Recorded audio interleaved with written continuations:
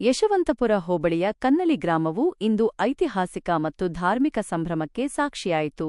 ಬಾಳೆಹೊನ್ನೂರು ಶ್ರೀಮದ್ ರಂಭಾಪುರಿ ಪೀಠದ ಜಗದ್ಗುರು ಪ್ರಸನ್ನರೇಣುಕ ವೀರಸೋಮೇಶ್ವರ ರಾಜದೇಶಿಕೇಂದ್ರ ಶಿವಾಚಾರ್ಯ ಭಗವತ್ಪಾದರ ಭವ್ಯ ಪುರಪ್ರವೇಶವು ಸಾವಿರಾರು ಭಕ್ತರ ಸಮ್ಮುಖದಲ್ಲಿ ಅತ್ಯಂತ ಶ್ರದ್ಧಾಭಕ್ತಿಯಿಂದ ನೆರವೇರಿತು. ಪೂರ್ಣಕುಂಭ ಹೊತ್ತ ಮಹಿಳೆಯರು ಪಂಚವಾದ್ಯ, ನಾದಸ್ವರ, ಡೊಳ್ಳು ಕುಣಿತ ಹಾಗೂ ವೇದಘೋಷಗಳ ಮೊಳಗಿನೊಂದಿಗೆ ಜಗದ್ಗುರುಗಳನ್ನು ಬರಮಾಡಿಕೊಳ್ಳಲಾಯಿತು. ವಿಶೇಷ ಪೂಜೆ ಶ್ರೀ ವೀರಭದ್ರಸ್ವಾಮಿ ದೇವಸ್ಥಾನದಲ್ಲಿ ಜಗದ್ಗುರುಗಳ ಉಪಸ್ಥಿತಿಯಲ್ಲಿ ವಿಶೇಷ ಪೂಜೆ ಹಾಗೂ ಲೋಕಕಲ್ಯಾಣಕ್ಕಾಗಿ ನಾಡಿನ ಸುಖಶಾಂತಿಗಾಗಿ ಪ್ರಾರ್ಥನೆ ಸಲ್ಲಿಸಲಾಯಿತು. ಬೆಳ್ಳಿ ರಥೋತ್ಸವ ಗ್ರಾಮದ ಪ್ರಮುಖ ಬೀದಿಗಳಲ್ಲಿ ಜಗದ್ಗುರುಗಳ ಭವ್ಯ ಮೆರವಣಿಗೆಯನ್ನು ಬೆಳ್ಳಿ ರಥದಲ್ಲಿ ನಡೆಸಲಾಯಿತು. ಮೆರವಣಿಗೆಯ ಉದ್ದಕ್ಕೂ ಭಕ್ತರು ಜಯಘೋಷಗಳನ್ನು ಕೂಗುತ್ತಾ ಗುರುಗಳ ಆಶೀರ್ವಾದ ಪಡೆದರು. ಈ ಸಮಾರಂಭದಲ್ಲಿ ವೀರಶೈವ ಲಿಂಗಾಯತ ಸಮುದಾಯದ ಮುಖಂಡರು, ಮಠಾಧೀಶರು, ಯುವಕರು ಹಾಗೂ ಮಹಿಳೆಯರು ಅಪಾರ ಸಂಖ್ಯೆಯಲ್ಲಿ ಭಾಗವಹಿಸಿ ಕಾರ್ಯಕ್ರಮವನ್ನು ಯಶಸ್ವಿಗೊಳಿಸಿದರು. ಶ್ರೀ ಕ್ಷೇತ್ರ ಕನ್ನಳ್ಳಿ ವೀರಭದ್ರಸ್ವಾಮಿ ಕ್ಷೇತ್ರಕ್ಕೆ ಆಗಮಿಸಿ ಇವತ್ತು ಇಷ್ಟಲಿಂಗ ಪೂಜೆ ಮಾಡ್ತಾ ಇದ್ದೀರಿ. ಕನ್ನಳ್ಳಿ ಕ್ಷೇತ್ರದಲ್ಲಿರುವಂಥ ವೀರಭದ್ರಸ್ವಾಮಿ ಬೇರೆ ಯಾರೂ ಅಲ್ಲ, ರಂಭಾಪುರಿ ಪೀಠದ ಕ್ಷೇತ್ರನಾಥನಾಗಿ ಗೋತ್ರ ಪುರುಷನಾಗಿ ಪೂಜೆಗೊಳ್ಳುವಂಥ ವೀರಭದ್ರಸ್ವಾಮಿ ಕನ್ನಳ್ಳಿ ಕ್ಷೇತ್ರದಲ್ಲಿ ನೆಲೆಗೊಂಡಾನಂದ್ರೆ ಈ ಭಾಗದ ಭಕ್ತರ ಸೌಭಾಗ್ಯ ಅಂತೇಳಿದ್ರೆ ತಪ್ಪಾಗಲಾರ್ದು.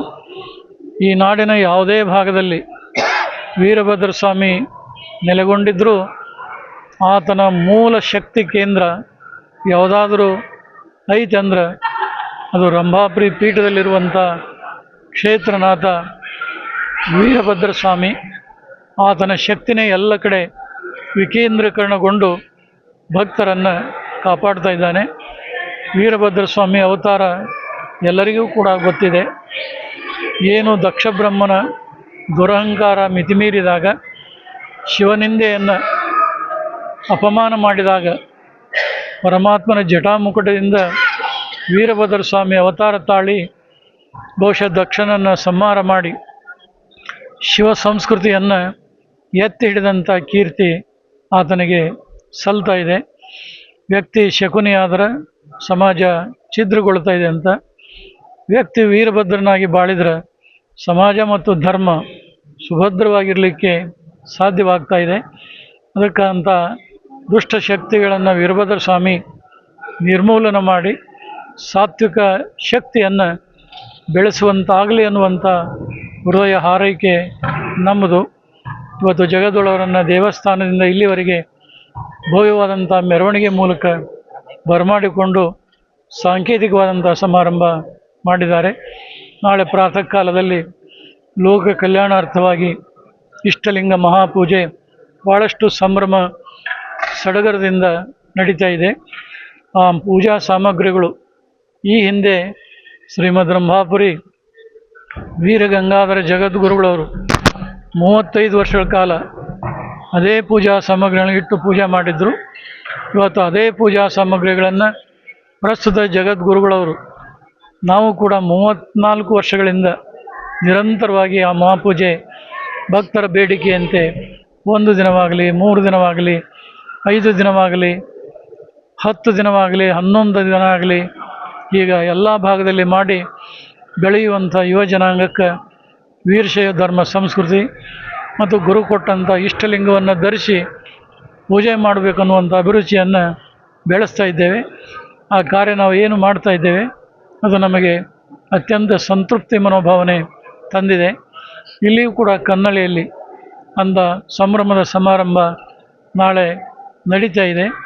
ಅದರಲ್ಲಿ ಹಲವಾರು ಮಠಾಧೀಶರು ಮತ್ತು ಅನೇಕ ಗಣ್ಯರು, ಸಮಾಜದ ಚಿಂತಕರು ಕೂಡ ಪಾಲ್ಗೊಳ್ತಾ ಇದ್ದಾರೆ. ಬಹುಶಃ ನಾಳೆ ನಡೆಯುವಂಥ ಆ ಇಷ್ಟಲಿಂಗ ಮಹಾಪೂಜೆಯಲ್ಲಿ ಈ ಭಾಗದ ಎಲ್ಲ ಭಕ್ತರು ಕೂಡ ಪಾಲ್ಗೊಂಡು ಪುನೀತರಾಗಬೇಕು ಅಂಥೇಳಿ ಈ ಸಂದರ್ಭದಲ್ಲಿ ಹೃದಯ ತುಂಬಿ ಹಾರೈಸ್ತಾ ಇದ್ದೇವೆ. ಪ್ರಾಯಶಃ ವೀರಶೈವರಿಗೆ ಇತ್ತೀಚಿನ ದಿನಗಳಲ್ಲಿ ವೀರಶೈವ ಲಿಂಗವನ್ನೇ ಮರ್ತ್ಬಿಟ್ಟಿರೋವಂಥ ಪ್ರಸಂಗ ನೋಡ್ತಾ ಇದ್ವಿ. ಎಲ್ಲ ಕಡೆಯಲ್ಲಿ ಹಣ ಸಂಪಾದನೆ ಮಾಡ್ತಾರೆ, ಕೀರ್ತಿ ಸಂಪಾದನೆ ಮಾಡ್ತಾರೆ, ಮನೆ ಕಟ್ತಾರೆ, ಮನೆ ಮೇಲೆ ಮನೆ ಕಟ್ತಾರೆ, ಬ್ಯಾಂಕಲ್ಲಿ ಡಿಪಾಸಿಟ್ ಇಡ್ತಾರೆ. ಆದರೆ ನಮ್ಮ ಹಿರಿಯರ ಪೂರ್ವಿಕರು ಏನು ರೂಢಿಸ್ಕೊಂಬಂದಿದ್ರು ಅದನ್ನ ಇವತ್ತು ಯಾರೂ ಮಾಡೋಕ್ಕೆ ತಯಾರಿಲ್ಲ. ಅದನ್ನು ಮಠಾಧಿಪತಿಗಳು ನೇರವಾಗಿ ಭಕ್ತರಿಗೆ ಕಿವಿ ಮುಟ್ಟಾಗಿ ಹೇಳಬೇಕು. ನಾವು ಹಣ ಇದ್ದರೆ ಹಣವಂತರು ಅಂತಾರೆ, ಬುದ್ಧಿ ಇದ್ದರೆ ಬುದ್ಧಿವಂತರು ಅಂತಾರೆ, ಗುಣ ಇದ್ದರೆ ಗುಣವಂತರು ಅಂತಾರೆ. ಹೇಗೋ ಹಾಗೆ ಲಿಂಗ ಇದ್ದರೆ ಲಿಂಗವಂತರು ಮಾತ್ರ, ಲಿಂಗ ಇಲ್ಲದೋ ಲಿಂಗವಂತರು ಕರಿಬಾರ್ದು. ನಮ್ಮ ರಾಜಕಾರಣಿ ಮುತ್ಸದ್ದಿಗಳು ಭಾಳ ಜನ ಎಲೆಕ್ಷನ್ ನಿಂತ್ಕೊಂಡ್ರೆ ನಮ್ಮವ್ರ ಕಣಪ್ಪ ನಿಂತ ಓಟ್ ಕೊಡು ಅಂತಾರೆ. ಆ ಓಟ್ ನಿಂತಿರೋ ಕೊಳ್ಳ ಲಿಂಗನೇ ಇರಲ್ಲ, ನಮ್ಮವರು ಅಂತಾರೆ, ಅಭಿಮಾನ ಕೊಡ್ತಾರೆ. ಅದನ್ನ ಹಂಗಾಗಬಾರ್ದು. ಈ ಲಿಂಗ ಧಾರಣೆ ಅಂತಕ್ಕಂಥ ನಾನು ಈಗಾಗಲೇ ಇಲ್ಲಿ ಹೇಳಿದೆ, ಪ್ರಸ್ತಾಪ ಮಾಡಿದೆ. ತಾಯಿಯ ಗರ್ಭದಲ್ಲಿ 8ನೇ ತಿಂಗಳು ಶಿಶುವಿದ್ದಾಗ ಜೀವಕಳೆ ಬರುತ್ತೆ. ಇನ್ನು ಸೈಂಟಿಫಿಕ್ ಬಂದಾಗ ಹುಟ್ಟುವ ಮಗು ಭವ್ಯವಾಗಿ ಹುಟ್ಟಬಾರ್ದು ಅಂದ್ಬಿಟ್ಟು ಗರ್ಭಕ್ಕೆ ಲಿಂಗ ಧಾರಣೆ ಮಾಡೋ ಪದ್ಧತಿ ವೀರಶೈವ ಧರ್ಮದಲ್ಲಿ ಆ ಪ್ರಾಚೀನ ಕಾಲದಲ್ಲಿ ಬಂದಿರೋ ಪದ್ಧತಿ. ಎಷ್ಟೋ ಮನೆಗಳಲ್ಲಿ ಪೂರ್ವಿಕರು ಆ ಥರ ಇವತ್ತು ಗರ್ಭಕ್ಕೆ ಲಿಂಗಧಾರಣೆ ಮಾಡ್ತಾರೆ. ಒಂದು ಸಮಯ ಅಂದರೆ ಹೆಣ್ಮಗಳು ಗರ್ಭಿಣಿ ಆದಮೇಲೆ ಶ್ರೀಮಂತ ಅಂತ ಮಾಡ್ತಾರೆ. ಶ್ರೀಮಂತ ಮಾಡೋ ಸಂದರ್ಭದಲ್ಲಿ ಲಿಂಗಧಾರಣೆಯನ್ನು ಮಾಡಿಸ್ಬೇಕು. ಅದೇ ಲಿಂಗಕ್ಕೆ ತನ್ನ 5 ದಿವಸಕ್ಕೋ 3 ದಿವಸಕ್ಕೋ ಸೂತ್ಕ ಅಂತಿದೆ. ವೀರಶೈವ ಧರ್ಮದಲ್ಲಿ ಸೂತ್ಕ ಇಲ್ಲವೇ ಇಲ್ಲ. ಜನನ ಸೂತ್ಕ ಇಲ್ಲ, ಮರಣ ಸೂತ್ಕ ಇಲ್ಲ, ಪ್ರಸೂತಿ ಸೂತ್ಕ ಇಲ್ಲ, ಯಾವ ಸೂತ್ಕಗಳೇನಿಲ್ಲ. ಲಿಂಗಧಾರಿ ಸದಾ ಶುಚಿ. ಯಾರು ಲಿಂಗವನ್ನು ಕಟ್ಕೊಂಡಿರ್ತಾರೋ ಸದಾ ಶುಚಿ ಇರ್ತಾರೆ ಅಂತಕ್ಕಂಥ ಸಿದ್ಧಾಂತ ಶಿಖಮಣಿ ಹೇಳ್ಬಿಟ್ಟಿದ್ದಾರೆ. ಹಾಗಾಗಿ ಆ ಲಿಂಗ ಸೂತ್ಕ ಅಂತ ತೊಗೊಳ್ತಾರೆ. ಈ ಪದ್ಧತಿ ಇದೆ. ಅದು ತಗೊಂಡು ಅವತ್ತು ಲಿಂಗಧಾರಣೆ ಮಗು ಕಟ್ತಾರೆ. ಆ ಮಗುವಿಗೆ ಮಂತ್ರದಲ್ಲಿ ಗುರುಗಳು ಕಿವಿಯಲ್ಲಿ ಹೇಳ್ತಾರೆ. ಏನು ಹೇಳ್ತಾರೆ ಅಂತ ಮಗು ಗೊತ್ತಿಲ್ಲ. 3 ದಿವಸ ಮಗು 5 ದಿವಸ ಮಗು ಏನು ಹೇಳ್ತಾರೆ ಅಂತ ಗೊತ್ತಿಲ್ಲಲ್ವ.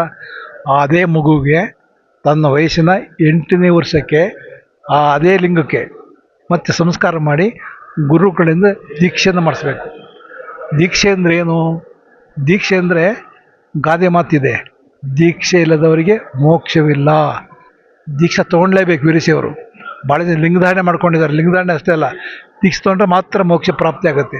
ಅದಕ್ಕೋಸ್ಕರವಾಗಿ ನಮ್ಮ ಈ ಧರ್ಮ, ಪ್ರಾಚೀನ ಕಾಲ ಧರ್ಮ, ದೀಕ್ಷೆಯನ್ನು ಕೊಟ್ಟು ಸಂಸ್ಕಾರ ಕೊಡುವಂಥ ಸಂಸ್ಕೃತಿ ನಮ್ಮ ವೀರಶೈವ ಧರ್ಮದ್ದು. ಆ ಹಿನ್ನೆಲೆಯಲ್ಲಿ ಪರಮಪೂಜ್ಯ ರಂಭಾಪೂಜ್ಯರು ಈ ಅಭಿಯಾನ ಅಂತ ಮಾಡ್ತಾರಲ್ಲ, ಈ ಲಿಂಗ ಪೂಜೆಯ ಅಭಿಯಾನ ನಾಡಿನ ಮೂಲೆಗಳಲ್ಲಿ ಅಭಿಯಾನವನ್ನು ಏರ್ಪಡಿಸ್ಕೊಂಡು ಅವರು ಗಂಟೆಗಟ್ಟಲೆ ಪೂಜೆ ಮಾಡ್ತಾರೆ. ಕನಿಷ್ಠ ಅಂದರೆ 3 ಗಂಟೆಗೆ ಪೂಜೆ ಆಗುತ್ತಲ್ಲ, ನೋಡೋ ಭಕ್ತರಿಗೆ ನಾನಾದರೂ 3 ನಿಮಿಷ ಆದರೂ ಮಾಡಬೇಕು ಅಂತಕ್ಕಂಥ ಭಾವನೆ ಬರಬೇಕು, ಪರಿವರ್ತನೆ ಆಗಬೇಕು ಮನಸ್ಸು. ಆ ರೀತಿಯ ಅವರು ವೈಭವದಲ್ಲಿ ಪೂಜೆ ಮಾಡ್ತಾರೆ. ಅಷ್ಟು ಮಾಡೋಕ್ಕಾಗದಿದ್ರೂ ಲಿಂಗಕ್ಕೆ ನೀರು ಹಾಕಿ, ಭಾಳ ಸಂಕ್ಷಿಪ್ತ ಅಂದರೆ ಭಾಳ ಶಿವಪೂಜೆ ಭಾಳ ಸರಳ. ಹಿಂದೆಲ್ಲ ಬಾವಿಗಳಿದ್ರು, ಇವತ್ತು ಬಾವಿಗಳಿಲ್ಲ. ಲಿಂಗ ಪೂಜೆ ಏನು ಬೇಕು ಅಂದರೆ ಬಾವಿ ನೀರು, ಒಲೆಯಲ್ಲಿ ಬೂದಿ, ಗಿಡದ ಪತ್ರೆ, ಪೂಜೆ ಮುಗಿದೋಗ್ಬಿಡ್ತು. ಇವತ್ತು ನೀರು ಬಾವಿ ಸಿಗಲ್ಲ, ನಲ್ಲಿ ನೀರು ಸಿಗ್ತಾ ಇದೆ, ಬೂದಿ ಸಿಗ್ತಾಯಿಲ್ಲ, ಎಲ್ಲ ಗ್ಯಾಸ್ ಬಂದುಬಿಟ್ಟಿದ್ದಾವೆ. ಪತ್ರೆ ಸಿಗ್ತವೆ, ಕುಂಡಗಳಲ್ಲಿ ಹಾಕೊಂಡಿದ್ದಾರೆ. ಯಾವುದಾದ್ರು ಪತ್ರೆ ಧರಿಸ್ಬೋದು. ಪರಮಪೂಜ್ಯ ರಂಭಾಪೂಜ್ಯದು ವೀರಗಂಗಾಧರ ಭಗವತ್ಪಾದರು ಅಷ್ಟೋತ್ತರವನ್ನು ಮಾಡಿಸ್ಬೇಕಾದ್ರೆ ಆ ತರಕಾರಿಲ್ಲ ಅಷ್ಟೋತ್ತರ ಮಾಡೋರು, ಹಣ್ಣುಗಳಲ್ಲಿ ಅಷ್ಟೋತ್ತರ ಮಾಡೋರು. ಆ ಪರಂಪರೆ ನಾವು ಉಳಿಸ್ಕೊಂಡಿದ್ದೀವಿ. ಇವತ್ತು ವರ್ಷಕ್ಕೊಂದು ಜಾತ್ರೆ ಮಾಡ್ತೀವಿ ತಾವರೀಕೆರೆಯಲ್ಲಿ, ಮೈಸೂರಿನ ಹತ್ರ. ಆ ಲಿಂಗಕ್ಕೆ ಬಾಳೆಹಣ್ಣೆಲ್ಲ ಅಷ್ಟೋತ್ತರ ಮಾಡ್ತೀವಿ. 5-6 ವರ್ಷದಿಂದ ಮಾಡ್ತಾಯಿದ್ದೀವಿ. ಅದು ಎಲ್ಲ ಶಿವನಿಗೆ ಪ್ರೀತಿಯಾಗಿರ್ಬೋದು. ಶಿವನಿಂದ ಬಂದು ಶಿವನಿಗೆ ಮುಟ್ಟಬೇಕು ಅಂತಕ್ಕಂಥ ಹಿನ್ನೆಲೆಯಲ್ಲಿ ಬಳಸಬೇಕು ಅಂತಿದೆ. ಹಾಗಾಗಿ ರಂಭಾಪೂಜ್ಯದವರು ಸ್ವತಃ ತಾವೇ ಕುಂಭ ಹೊತ್ಕೊಂಬಂದು ಊರುಗಳಲ್ಲಿ ಅವರು ಯಾವುದೇ ಗ್ರಾಮಕ್ಕೆ ದಯ ಮಾಡಿಸಿದರೆ 3 ಕಾರ್ಯಕ್ರಮ. ಒಂದು ಪುರಪ್ರವೇಶ, ಮಾನಸ ಇಷ್ಟಲಿಂಗ ಮಹಾಪೂಜೆ, ಅದು ಮಾನಸ ಸರ್ವಧರ್ಮ ಸಮ್ಮೇಳನ. ಅಂದರೆ ಬರೀ ವೀರಶೈವರು ಮಾತ್ರ ಗುರುಗಳಲ್ಲ, ಬಂದ್ಬಿಡ್ತಾರೆ. ಸಮಸ್ತ ಮನುಕುಲಕ್ಕೆ ಗುರುಗಳು ಅಂತಕ್ಕಂಥದ್ದು ಯಾರು ಮರಿಬಾರದು. ಯಾಕೆಂದರೆ ವೀರಶೈವರಿಗೆ ಇವತ್ತು ಲಿಮಿಟ್ ಆಗಿಬಿಟ್ಟಿದೆಯಲ್ಲ ಅಲ್ವಾ. ಆ ಜಾತಿ ಹೋಗಬೇಕು, ಸಂಕುಚಿತ ಭಾವನೆ ಹೋಗಬೇಕು. ಇವತ್ತೇನಾಗಿದೆ ಅಂದರೆ ವೀರಶೈವರಲ್ಲಿ ಉಪಪಂಗಡ ಮಾಡ್ಕೊಂಡಿದ್ದೀವಿ ಅಲ್ಲ. ಉಪಪಂಗಡ ಮಾಡ್ಕೊಂಡು ನಮಗೆ ಕಲಂಕ ಬಂದಿದೆ. ಅದಕ್ಕೇನು ಒಂದು ಬುದ್ಧಿವಂತಿಕೆ ಏನಪ್ಪ ಅಂತಂದರೆ ತತ್ವತ್ರಯಗಳಿದ್ದಾವೆ. ಒಂದು ಅಷ್ಟಾವರಣ, ಪಂಚಾಚಾರ, ಶಿರಸ್ಥಲಗಳು ಅಂತ ತತ್ವತ್ರಯಗಳು ಎಲ್ಲರೂ ಆಚರಿಸ್ಬೇಕು. ಗುರುಗಳು ಆಚರಿಸ್ಬೇಕು, ವಿರಕ್ತರು ಆಚರಿಸ್ಬೇಕು, ಎಲ್ಲ ಲಿಂಗಧಾರಿಗಳು ಆಚರಿಸಲೇಬೇಕಲ್ವಾ. ಅದಕ್ಕೆ ನಾನು ಹೇಳೋದು ಒಂದು ಸುಲಭ ಉಪಾಯ. ನೀವು ಅಷ್ಟಾವರಣ ಅಂದರೆ 8 ಗುರು, ಲಿಂಗ, ಜಂಗಮ, ಇವು ಪೂಜ್ಯ ವಸ್ತುಗಳು. ಈ ಪೂಜೆಗೆ ವಿಭೂತಿ, ರುದ್ರಾಕ್ಷಿ ಮಂತ್ರ, ಸಾಧನೆಗಳು, ಬರುವ ಪ್ರತಿಫಲ ಪಾದೋದಕ ಪ್ರಸಾದ. 8 ಆವರಣಗಳನ್ನು ಪ್ರತಿಯೊಬ್ಬ ವೀರಶೈವ ಮಠಾಧಿಪತಿಗಳು ಆಚರಿಸ್ತಾರೆ, ಭಕ್ತರು ಆಚರಿಸ್ತಾರೆ. ಪಂಚ ಆಚಾರಗಳು, ಅವೇ ಲಾ ಇದ್ದ ಹಾಗೆ ಸದಾಚಾರ, ಶಿವಾಚಾರ, ಗುಣಾಚಾರ, ಭ್ರಷ್ಟಾಚಾರಗಳು ಲಾ ಇದ್ದಾಗ ಅಲ್ಲಾಗನ್ನ ಆಚರಿಸ್ಬೇಕು. ಇನ್ನು ಸೆಟ್ ಸ್ಥಳಗಳು 6 ಇದ್ದಾವೆ: ಭಕ್ತ, ಮಹೇಶ, ಪ್ರಸಾದಿ, ಪ್ರಾಣಲಿಂಗಿ, ಶರಣ, ಐಕ್ಯ 6 ಸ್ಥಳಗಳು. ಭಕ್ತ ಸ್ಥಳದಿಂದ ಐಕ್ಯ ಸ್ಥಳ ಮುಟ್ಟಬೇಕು ಸಾಧನೆ ಮೇಲೆ. ಇವತ್ತು ಮದುವೆ ಆದ ತಕ್ಷಣ ಮದುವೆ ಮಕ್ಕಳಾಗಲ್ಲ, ಕಾಯ್ಬೇಕಲ್ಲ 9 ತಿಂಗಳು. ಹಾಗೆ ಭಕ್ತ ಸ್ಥಳದಿಂದ ನಾವು ಐಕ್ಯ ಸ್ಥಳಕ್ಕೂ ಸಾಧನೆ ಮಾಡಬೇಕಲ್ಲ. ಆ 3 ತತ್ವತ್ರಯಗಳನ್ನು ಆಚರಿಸ್ಬೇಕು. ಇವತ್ತೆಲ್ಲ ಜಾತಿ ಮಾಡ್ಕೊಂಬಿಟ್ಟಿದಾರಲ್ಲ, ನಾವು ಸ್ವಲ್ಪ ನೇರ ಮಾತಾಡ್ತೀನಿ, ತಪ್ಪು ತಿಳ್ಕೊಬೇಡಿ. ಈಗ ಸಾಧುರು, ನೊಣಗರು, ಕುಂಚುಗರು, ಗಾಣಿಗರು ಈಗ ಉಪಪಂಗಡ ಮಾಡ್ಕೊಂಬಿಟ್ಟು ಛಿದ್ರ ಆಗ್ಬಿಟ್ಟಿದೆ ಧರ್ಮ. ಒಂದು ಗಾಜಿನ ಲೋಟ ಇದ್ದಂಗೆ ವೀರಿಸಿ ಧರ್ಮ ಅದು ನೆಲಕ್ಕೆ ಬಿದ್ದು ಹೊಡೆದೋಗ್ಬಿಟ್ಟಿದೆ, 100 ಚೂರಾಗಿದೆ. ಇವತ್ತು ಯಾವ ಪಿವಿಕಲ್ ಹಾಕಿದ್ರು ಉಂಟು ಅಂತ ಪರಿಸ್ಥಿತಿ ಇಲ್ಲ ಇವತ್ತು. ಅಂಥ ಭಾಗಕ್ಕೆ ಬಂದುಬಿಟ್ಟಿದ್ದೀವಲ್ಲ. ಆದರೆ ಮುಂದಿನ ಜನ್ರೇಷನ್ ಅದು ಉಳಿಸಬಾರ್ದು ಅಂತಕ್ಕಂಥ ಹಿನ್ನೆಲೆ ನಾವು ಅದೇನು ಮಾಡಬೇಕು ಅಂದರೆ 8 ಅಂದರೆ ಅಷ್ಟಾವಣ 8 ಅಲ್ವಾ, 8 ಪಂಚಾಚಾರ 5 ಸೆಸ್ಥಳ 6 856 ಯಾರಪ್ಪ ಅಂದರೆ 856 ಅಂದ್ಬಿಟ್ರೆ ಸಮಸ್ತ ವೀರೇಶ್ವರ ಬಂದ್ಬಿಟ್ರು, ಒಳಗೆ ಬಂದುಬಿಡ್ತಾರೆ. ಕೋಡ್ ಬಳಸ್ಕೊಂಡ್ರೆ ಉಪಪಂಗಡ ಹೇಳೋ ಪ್ರಮೇಯ ಬರೋದಿಲ್ಲ. ನಾವೆಲ್ಲ ವಿಶಾಲ ಭಾವನೆಯಿಂದ ಎಲ್ಲರೂ ನಮ್ಮವರು ಅಂತಕ್ಕಂಥ ಭಾವನೆ ಬರುತ್ತಲ್ವ. ಆ 856 ಕೋಡ್ ಬಳಸ್ಬಿಟ್ರೆ ನಾವೆಲ್ಲ ಒಂದಾಗ್ಬಿಡ್ತೀವಿ.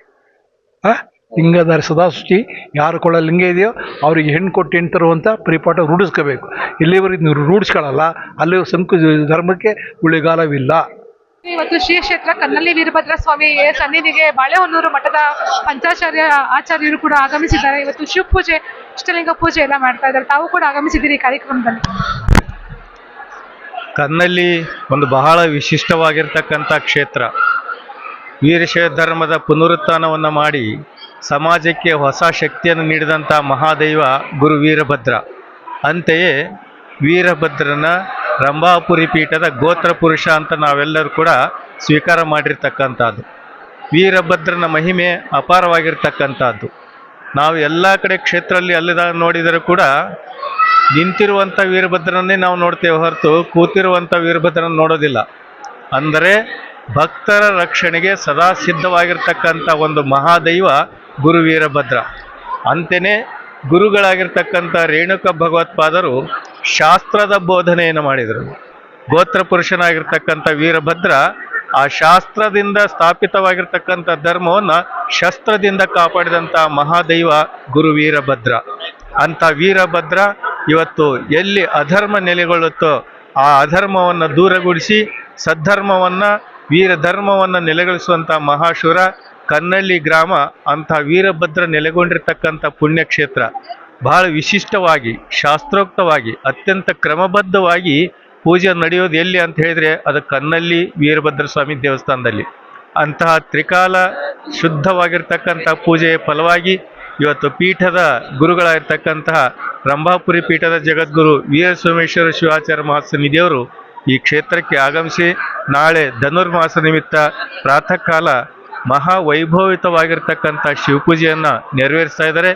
ಇಂತಹ ಕಾರ್ಯಕ್ರಮವನ್ನು ಹಮ್ಮಿಕೊಂಡಿರ್ತಕ್ಕಂತಹ ಕನ್ನಳ್ಳಿ ಭಕ್ತರು ಭಕ್ತಿವಂತರು, ದೈವಂತರು, ಶ್ರದ್ಧಾವಂತರು. ಎಲ್ಲರಿಗೂ ಕೂಡ ಸಂಪತ್ತು ಬಂದಾಗ ದೇವರನ್ನು ಮರೆಯೋರನ್ನ ನಾವು ನೋಡಿದ್ದೇವೆ. ಆದರೆ ಸಂಪತ್ತು ಬಂದಾಗೂ ಕೂಡ ಆ ಭಗವಂತನ ಕಾಲದಲ್ಲಿ ಸದಾಕಾಲ ನೆನೆಸುವಂಥ ಒಂದು ಮನಸ್ಥಿತಿಯನ್ನು ಕನ್ನಳ್ಳಿ ಗ್ರಾಮಸ್ಥರು ರೂಢಿಸಿಕೊಂಡಿರ್ತಕ್ಕಂಥವರಾಗಿದ್ದಾರೆ. ಅತ್ಯಂತ ಸ್ವಾಮಿಗೆ ಬಹಳ ಶ್ರದ್ಧೆ ಭಕ್ತಿಯಿಂದ ನೆರವೇರಿಸ್ಕೊತಾ ಇದ್ದಾರೆ. ಕ್ಷೇತ್ರವನ್ನು ಶಾಂತರಾಜಿಯವರು, ಸಿದ್ಧಲಿಂಗ ಸ್ವಾಮಿಯವರು ಮತ್ತು ಎಲ್ಲ ಸಮಿತಿಯವರು ಕ್ಷೇತ್ರವನ್ನು ಬಹಳಷ್ಟು ನಿಟ್ಟಿಯಿಂದ ಅಭಿವೃದ್ಧಿ ಮಾಡಿದ್ದಾರೆ. ಅನ್ನದಾಸೋಹ, ಜ್ಞಾನದಾಸೋಹ, ಇಲ್ಲಿ ನಿತ್ಯ ಕಲ್ಯಾಣ ಕಾರ್ಯಗಳು ಕೂಡ ನಡೀತಾ ಇರತಕ್ಕಂಥದ್ದು. ಇಂತಹ ಜನಸ್ನೇಹಿಯಾಗಿರ್ತಕ್ಕಂಥ ಈ ಕ್ಷೇತ್ರದಲ್ಲಿ ದುಡಿತಾ ಇರತಕ್ಕಂಥ ಶಾಂತರಾಜಿಯವರಾಗ್ಬೋದು, ಸಿದ್ಧಲಿಂಗ ಸ್ವಾಮಿಯವರಾದು, ಈ ಎಲ್ಲ ಕ್ಷೇತ್ರದ ಸದ್ಭಕ್ತರಿಗೆ ದಯಾಮಯನಾಗಿರ್ತಕ್ಕಂಥ ವೀರಭದ್ರ ಆಯುಷ್ಯವನ್ನು ಕೊಡಲಿ, ಆರೋಗ್ಯವನ್ನು ಕೊಡಲಿ, ಅವರಿಂದ ಇನ್ನೂ ಹೆಚ್ಚಿನ ರೀತಿಯ ಸಮಾಜ ಸೇವೆಯನ್ನು ಸ್ವೀಕಾರ ಮಾಡಲಿ ಅಂತ ಈ ಮೂಲಕ ನಾವು ಕೋರ್ಕೊಳ್ತಾ ಇದ್ದೇವೆ.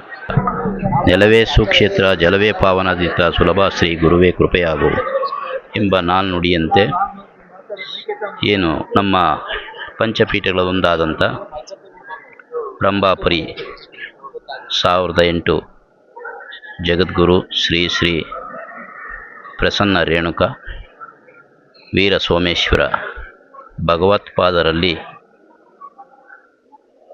ಶರಣು ಸಮರ್ಪಣೆಯನ್ನು ಮಾಡಿ ಇವತ್ತಿನ ಕಾರ್ಯಕ್ರಮ ನಮ್ಮ ಗ್ರಾಮದ ವೀರಶೈವ ಸದ್ಭಕ್ತರು ಭಾಳ ಸಂತೋಷದಿಂದ ಹಮ್ಮಿಕೊಂಡಿರತಕ್ಕಂಥ ಕಾರ್ಯಕ್ರಮ ಇದಾಗಿದೆ. ಈ ಕಾರ್ಯಕ್ರಮದಲ್ಲಿ ಸೃಜನಶೀಲ ವೀರಶೈವ ಸದ್ಭಕ್ತರಿಗೆ ಶ್ರೀ ರಂಭಾಪುರಿ ಸನ್ನಿಧಿಯವರ ಇಷ್ಟಲಿಂಗ ಮಹಾಪೂಜೆಯ ನಿಮಿತ್ತವಾಗಿ ಸಮಸ್ತ ಸದ್ಭಕ್ತರು ಈ ಒಂದು ಪುಣ್ಯದ ಕಾರ್ಯಕ್ರಮಕ್ಕೆ ಭಾಗವಹಿಸಿ ಕೃತಾರ್ಥರಾಗಬೇಕು ಅಂತ ಎಲ್ಲರಲ್ಲೂ ಮನವಿಯನ್ನು ಮಾಡಿಕೊಳ್ತೀನಿ. ಈ ಒಂದು ಕಾರ್ಯಕ್ರಮ ತುಂಬ ಔಚಿತ್ಯಪೂರ್ಣವಾಗಿದೆ ಮತ್ತು ಇದರ ವಿಶೇಷತೆ ಸದ್ಭಕ್ತರಿಗೆ ಅರಿವಾಗುವಂಥ ಜ್ಞಾನೋದಯ ಆಗುವಂಥ ಒಂದು ಕಾರ್ಯಕ್ರಮ ಆಗಿರತಕ್ಕಂಥದ್ದು. ನಮ್ಮ ವೀರಶೈವ ಧರ್ಮ ಆಚರಣೆಯಲ್ಲಿ ಧರ್ಮ ಸಿದ್ಧಾಂತದ ಪ್ರಕಾರ ನಮ್ಮ ವೀರಶೈವ ಸದ್ಭಕ್ತರಿಗೆ ಕೊಟ್ಟಿರ್ತಕ್ಕಂಥ ಏನು ಅಷ್ಟ ಆವರಣಗಳು, ಪಂಚಾಚಾರಗಳು, ಷಡ್ಸ್ಥಳಗಳನ್ನು ಪ್ರತಿಯೊಬ್ಬ ಸದ್ಭಕ್ತನೂ ಸದುಪಯೋಗ ಮಾಡಿಕೊಂಡು ಈ ಒಂದು ಕಾರ್ಯಕ್ರಮದಲ್ಲಿ ಭಾಗವಹಿಸಿದ್ದಕ್ಕೂ ಸಾರ್ಥಕವೆಂದು ತನ್ನ ಜೀವನವನ್ನು ಪಾವನವಾಗಿ ಮಾಡಿಕೊಳ್ಳುವುದೇ ಇದರ ಕರ್ತವ್ಯದ ನಿಮಿತ್ತವಾಗಿರುತ್ತೆ ಅಂತ.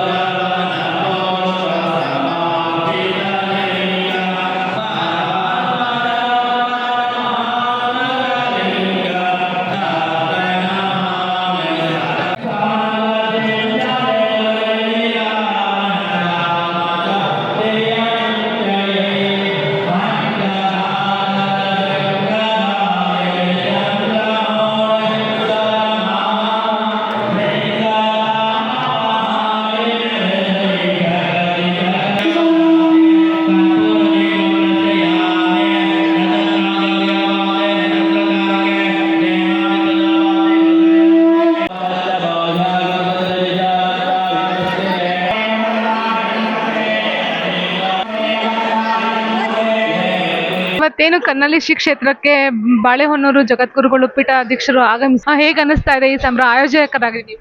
ನಿಜವಾಗ್ಲೂ ತುಂಬ ಖುಷಿ ಆಗುತ್ತೆ. ಇದಕ್ಕೆ ಸಾಥ್ ಕೊಟ್ಟಂಥದ್ದು ನಂದೇನಕ್ಕಿಂತ ಹೆಚ್ಚಾಗಿ ನಮ್ಮ ರೋಹಿತ್. ಏನೇ ಡೆಡಿಕೇಶನ್ಸ್ ಎಲ್ಲ ಜಾಸ್ತಿ ರೋಹಿತ್ಗೆ ಸೇರಬೇಕು.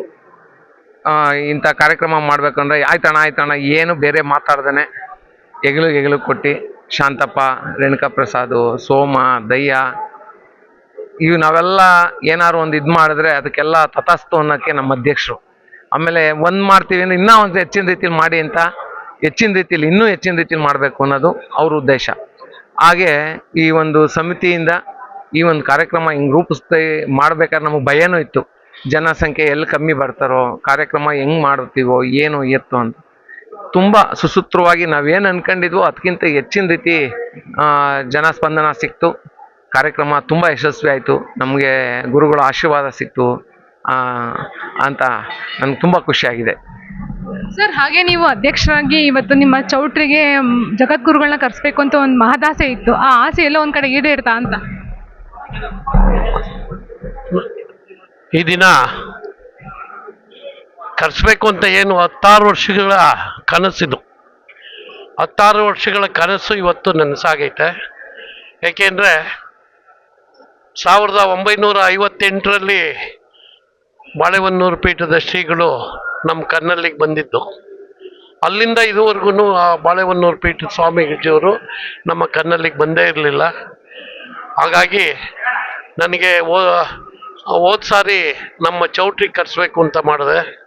ಚೌಟ್ರಿಗೆ ಅವ್ರಿಗೆ ಟೈಮ್ ಸಿಗಲಿಲ್ಲ, ಬರೋಕ್ಕೆ ಟೈಮ್ ಸಿಗಲಿಲ್ಲ ನಮಗೆ.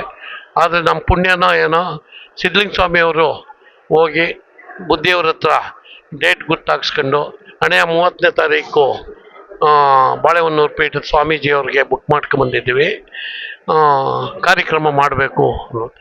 ನಮಗೆ ತುಂಬ ಸಂತೋಷ ಆಯಿತು.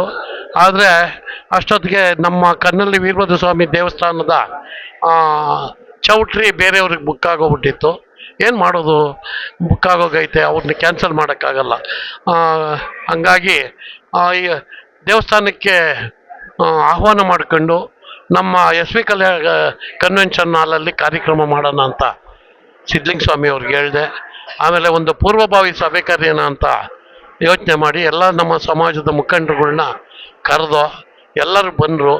ಎಲ್ಲರ ಅಭಿಪ್ರಾಯ ತಗೊಂಡು ಎಲ್ಲರ ಅಭಿಪ್ರಾಯದಂತೆ ಯಾವ ರೀತಿ ಕಾರ್ಯಕ್ರಮ ರೂಪಿಸ್ಬೇಕು, ಯಾವ ರೀತಿ ಮಾಡಬೇಕು ಅಂದ್ಬಿಟ್ಟು ಎಲ್ಲ ಒಂದು ಪಟ್ಟಿ ಮಾಡ್ಕೊಂಡು ಅದೇ ಪ್ರಕಾರ ನಾವು ಕಾರ್ಯಕ್ರಮನ ಆಯೋಜಿಸ್ದೋ. ಆದರೆ ನಮಗೊಂದು ಭಯ ಏನಿತ್ತು ಅಂದರೆ, ಈ ಬಾಳೆಹೊನ್ನೂರು ಸ್ವಾಮೀಜಿಯವರು ಬಂದ ಮೇಲೆ ಸ್ವಲ್ಪ ಜನಸಂದಣಿ ಜಾಸ್ತಿ ಇರಬೇಕು, ಜನ ಸೇರಿದ್ರೆ ನಮಗೆ ಭಾಳಷ್ಟು ಭಯ ಇತ್ತು ನನಗೆ. ಆದರೆ ನಿನ್ನೆ 5:30ವರೆಗೂ ಜನ ಎಲ್ಲಿದ್ರೂ ಗೊತ್ತೇ ಇಲ್ಲ. 6 ಗಂಟೆಗೆ ಸ್ವಾಮೀಜಿಯವರು ಬಂದು ಇಳಿತಿದ್ದಂಗೆ ದೇವಸ್ಥಾನದ ಹತ್ರ ಕ್ರೌಡ್ ಜಾಸ್ತಿ ಆಗೋಯ್ತು. ಹಂಗಾಗಿ ತುಂಬ ಜನ ಸೇರಿದ್ರು. ಅದೇ ರೀತಿ ಇವತ್ತೂ ಅಲ್ಲಿ ಅಷ್ಟಲಿಂಗೇಶ್ವರ ಪೂಜೆಗೆ ಭಾಳಷ್ಟು ಜನ ಸೇರಿದ್ರು. ಏನು ನಮ್ಮ ಭಾಗದ ಮುಖಂಡರುಗಳು, ಮುಖ್ಯವಾಗಿ MLA ಸೋಮಶೇಖರ್ ಅವರು ಬಂದರು. ಆಮೇಲೆ ರುದ್ರೇಶಣ್ಣ, ನಮ್ಮ ಯಡಿಯೂರಪ್ಪನವರ ಹತ್ತಿರವಾಗಿರೋಂಥ ರುದ್ರೇಶಣ್ಣ ಬಂದರು. ಎಲ್ಲ ನಮ್ಮ ಸಮಾಜದ ಕೆಂಗೇರಿ, ಕುಮಘಟ್ಟ, ಸೂಲಿಕೆರೆ, BL ಲೇಔಟು ಎಲ್ಲ ಮುಖಂಡರುಗಳು ಬಂದು ನಮಗೆ ಸಹಕಾರ ಕೊಟ್ಟರು. ಅದೇ ರೀತಿ ಜನನೂ ಸಹಕಾರ ಕೊಟ್ಟವ್ರೆ. ಅದೇ ರೀತಿ ನಾನು ವೇದಿಕೆ ಮೇಲೆ ಮಾತಾಡ್ತಾ ಸ್ವಾಮೀಜಿಯವ್ರಿಗೆ ಈ ಜನ ನಮಗೆ ಭಾಳಷ್ಟು ಸಹಕಾರ ಕೊಟ್ಟವ್ರೆ. ಮುಂದೆ ಪ್ರತಿ ವರ್ಷ ನಾವು ಈ ಕಾರ್ಯಕ್ರಮನ ಮಾಡೋದಕ್ಕೆ ನೀವು ಡೇಟ್ ಕೊಟ್ಟರೆ ನಾವು ಭಾಳ ಖುಷಿಯಾಗಿ ಮಾಡ್ತೀವಿ ಅಂತ ಹೇಳ್ದೋ. ಆದರೆ ಬುದ್ಧಿಯವರು ಅವ್ರು ಮಾತಾಡ್ತಾ ವೇದಿಕೆ ಮೇಲೆ ಶಾಂತರಾಜು ಕೇಳವ್ರೆ, ಈ ಭಾಗದ ಜನ ಭಾಳಷ್ಟು ಖುಷಿಯಾಗವ್ರೆ. ಆದ್ದರಿಂದ ನಾನು ಡೇಟ್ನ ತಿಳಿಸ್ತೀನಿ ಅಂತ ನಮಗೆ ಆಶ್ವಾಸನೆ ಕೊಟ್ಟವ್ರೆ. ಅದೇ ರೀತಿ ಈ ಮುಂದಿನ ದಿನಗಳಲ್ಲಿ ಭಾಳಷ್ಟು ಇನ್ನೂ ಹೆಚ್ಚಿನ ರೀತಿಯಲ್ಲಿ ನಾವೆಲ್ಲ ಏನು ನಮ್ಮ ಸಮಾಜದ ಊರಿನ ಗಣ್ಯ ವ್ಯಕ್ತಿಗಳು ಹಾಗೂ ನಮ್ಮ ನಿತ್ಯಾನ್ನ ದಾಸೋಹದ ಕಮಿಟಿ ಸದಸ್ಯರುಗಳು ಹಾಗೂ ಆಜೀವ ಸದಸ್ಯರುಗಳು, ಇವತ್ತು ಸುಮಾರು ನಮ್ಮ ಕನ್ನಳ್ಳಿ ವೀರಶೈವ ನಿತ್ಯಾನ್ನ ದಾಸೋಹ ಸಮಿತಿಯ ಆಜೀವ ಸದಸ್ಯರೇ ಸ್ವಲ್ಪ ಹೆಚ್ಚು ಕಮ್ಮಿ 100 ಜನದ ಮೇಲೆ ಬಂದವ್ರೆ. 264 ಜನ ಇರೋದು, 100 ಜನ ಬರೀ ಅವ್ರ ಸದಸ್ಯರೇ ಬಂದವ್ರೆ, ಅವ್ರ ಕುಟುಂಬಸ್ಥರು ಬಂದವ್ರೆ, ನೆಂಟರಿಷ್ಟಗಳ ಜೊತೆ ಬಂದವ್ರೆ. ಹಂಗಾಗಿ ನಮಗಂತೂ ಈ ಕಾರ್ಯಕ್ರಮ ಮಾಡಿದ್ದು ಭಾಳ ಖುಷಿ ಆಯಿತು. ಇವರು ನಮ್ಮ ಗ್ರಾಮಕ್ಕೆ ಬಂದಿದ್ದು ಒಂದು ಆನೆ ಬಲ ಬಂದಂಗಾಯಿತು. ಯಾಕೆಂದರೆ ನಮ್ಮ ಸಮಾಜದಲ್ಲಿ ಇಂಥ ಕಾರ್ಯಕ್ರಮಗಳು ಮಾಡಿದಾಗ ಮಾತ್ರ ನಮ್ಮ ಸಮಾಜದ ಎಲ್ಲ ಒಂದು ಕಡೆ ಸೇರುವಂಥ ಅವಕಾಶ ಆಯಿತು. ಒಂದು ಕಡೆ ಸೇರಿದಾಗ ಏನಾಯ್ತದೆ, ನಮ್ಮ ಸಮಾಜದಲ್ಲಿ ಎಲ್ಲ ಒಂದು ಒಬ್ರಿಗೊಬ್ರು ಬೆರಿಬೋದು, ಒಬ್ರಿಗೊಬ್ರು ಸೇರ್ಪಡೆ ಆಗ್ಬೋದು, ಒಬ್ರಿಗೊಬ್ರು ಬಾಂಧವ್ಯ ಬೆಳೀತದೆ. ಹಂಗಾಗಿ ಇಂಥ ಕಾರ್ಯಕ್ರಮಗಳನ್ನ ವರ್ಷದಲ್ಲಿ 2-3 ಕಾರ್ಯಕ್ರಮಗಳನ್ನ ಮಾಡಬೇಕು. ನಾನು ಹೇಳೋದಿಷ್ಟೇ, ನಾವು ಇವಾಗ ಕೊನೆ ಬೋಗಿಲ್ ಕುಂತಿದ್ದೀವಿ. ನಾನು ಕೊನೆ ಬೋಗಿಲ್ ಕುಂತಿದ್ದೀನಿ ಅಂದರೆ 79 ವರ್ಷದಲ್ಲಿದ್ದೀನಿ. ಆದರೆ ದೇವರು ಎಷ್ಟು ವರ್ಷ ಆಯುಷ್ ಕೊಡ್ತಾನೋ ಗ್ಯಾರಂಟಿ ಇಲ್ಲ. ಹಂಗಾಗಿ ನಮ್ಮ ಯುವಕರಿಗೆ ಹೇಳೋದಿಷ್ಟೇ, ನೀವೆಲ್ಲ ಮುಂದೆ ಬನ್ನಿ, ನಾವು ನಿಮ್ಗೇನು ಬೇಕೋ ಸಪೋರ್ಟ್ ಮಾಡ್ತೀವಿ, ನಿಮ್ಗೇನು ಬೇಕಾದರೂ ಇದು ಮಾಡ್ತೀವಿ. ನೀವು ಮುಂದೆ ಬಂದು ನಿಂತ್ಕೊಂಡು ಒಬ್ರಿಗೊಬ್ರು ಅನ್ಯೋನ್ಯವಾಗಿ ಮಾಡಿ ಅಂತ ನಾನು ಹೇಳೋದಕ್ಕೆ ಇಷ್ಟಪಡ್ತೀನಿ. ಹಂಗಾಗಿ ತುಂಬ ನಮಗಂತೂ ಸಂತೋಷ ಆಗಿದೆ. ಇನ್ನೂ ಹೆಚ್ಚಿನ ರೀತಿಯಲ್ಲಿ ಮುಂದಿನ ದಿನಗಳಲ್ಲಿ ಹೆಚ್ಚಿನ ಕಾರ್ಯಕ್ರಮಗಳು ಮಾಡೋದಕ್ಕೆ ಆ ಭಗವಂತ ಶಕ್ತಿ ಕೊಡಲಿ. ಹಾಗೆ ರಂಭಾಪುರಿ ಸ್ವಾಮೀಜಿಯವರ ಆಶೀರ್ವಾದ ನಮ್ಮ ಮೇಲೆ ಇರಲಿ. ಸರ್, ಹಾಗೆ ಎಲ್ಲಿ ಕೇಳಿದ್ರು ರೋಹಿತ್ ಅಂತ ಸಿದ್ಧಲಿಂಗ ಸ್ವಾಮಿ ಸರ್ ಹೇಳ್ತಿದ್ರು, ನನ್ನ ಬೆನ್ನೆಲುಬಾಗಿ ನಿಂತ್ಕೊಂಡು ಈ ಕಾರ್ಯಕ್ರಮನ ಯಶಸ್ವಿಗೊಳಿಸಿದ್ದಾರೆ ಅಂತ. ಒಬ್ಬ ಆಯೋಜಕರಾಗಿ ನೀವು ಏನು ಹೇಳ್ತೀರಿ ಅಂತ? ಮೇಡಮ್, ಏನು ಈ ಕನ್ನಳ್ಳಿ ವೀರಶೈವ ನಿತ್ಯಾನ್ನ ದಾಸೋಹ ಸೇವಾ ಸಮಿತಿ ವತಿಯಿಂದ ಈ ಕಾರ್ಯಕ್ರಮ ಅನ್ಕೋಬೇಕು ಅಂತ ನಮ್ಮ ಕಾರ್ಯದರ್ಶಿಗಳು ರೂಪುಗೊಂಡಾಗ ಅವ್ರು ಹೋಗಿ ಭಿನ್ನ ಹಾಕ್ಬಿಟ್ಟು ಬಂದಿದ್ದರು. ಅವರು ಎಲ್ವಾಗಿ ಇವಾಗ ಏನೇ ಆಗಲಿ ಅಧ್ಯಕ್ಷರು ಮತ್ತು ಏನು ನಮ್ಮ ಸಂಘಟನಾ ಕಾರ್ಯದರ್ಶಿಗಳಿರ್ಬೋದು, ನಮ್ಮ ಕಾರ್ಯಕಾರಿಣಿ ಸಮಿತಿ ಸದಸ್ಯರು ಎಲ್ಲರೂ ಒಗ್ಗೂಡಿ ಒಂದು ಪೂರ್ವ ಸಭೆ ಮಾಡಿ ರಂಭಾಪುರಿ ಶ್ರೀಗಳ ಏನು ಬರ್ತಾರೆ ಈ ಕನ್ನಳ್ಳಿಗೆ ಆ ಕಾರ್ಯಕ್ರಮವನ್ನು ಯಶಸ್ವಿಗೊಳಿಸ್ಬೇಕು ಅಂತ ಎಲ್ಲರೂ ಸಹಕಾರ ಕೊಟ್ಟಿದ್ದಾರೆ. ಅದರಿಂದ ಅವ್ರಿಗೆ ಹೆಚ್ಚಿನ ರೀತಿ ನಮ್ಮ ಈ ಸಂಪರ್ಕ TV ಪ್ರಕಾರದಿಂದ ಅವ್ರಿಗೆಲ್ಲದು ಧನ್ಯವಾದಗಳು. ಅದೇ ರೀತಿ ನಮ್ಮ ಕನ್ನಳ್ಳಿ ಗ್ರಾಮಸ್ಥರು ಎಲ್ಲರೂ ನಮಗೆ ಸಹಕಾರ ಕೊಟ್ಟು ಇದೇ ರೀತಿ ಮುಂದಿನಗಳಲ್ಲಿ ಈ ಥರ ಕಾರ್ಯಕ್ರಮಗಳು ಮಾಡ್ಬೋದು ಅಂತ ತೋರಿಸಿದ್ದೀವಿ ಇವತ್ತು.